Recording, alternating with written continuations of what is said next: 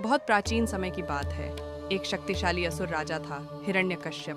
वह अपने बल और शक्ति पर इतना घमंड करता था कि उसने स्वयं को ही भगवान मान लिया था।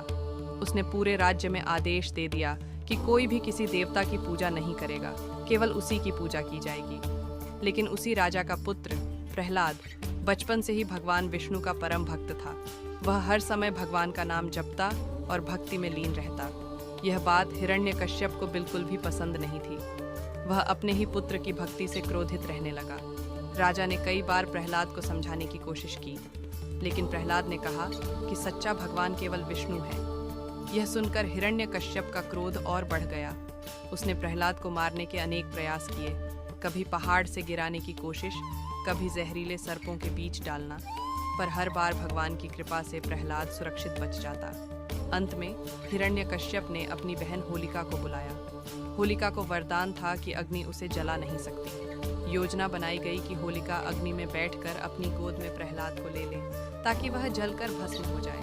चिता जलाई गई। चारों ओर भयंकर अग्नि की लपटें उठने लगीं। होलिका प्रहलाद को गोद में लेकर अग्नि में बैठ गई, लेकिन प्रहलाद निर्भय होकर भगवान विष्णु का नाम जपते रहे। तभी चमत्कार हुआ।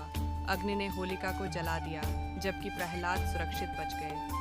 भगवान की भक्ति ने उन्हें हर संकट से बचा लिया। इस प्रकार बुराई का अंत हुआ और अच्छाई की विजय हुई। उसी दिन की याद में हर वर्ष होलिका दहन किया जाता है और अगले दिन रंगों की होली मनाई जाती है। यह पर्व हमें सिखाता है कि सच्ची भक्ति और सत्य के मार्ग पर चलने वाले की हमेशा जीत होती है।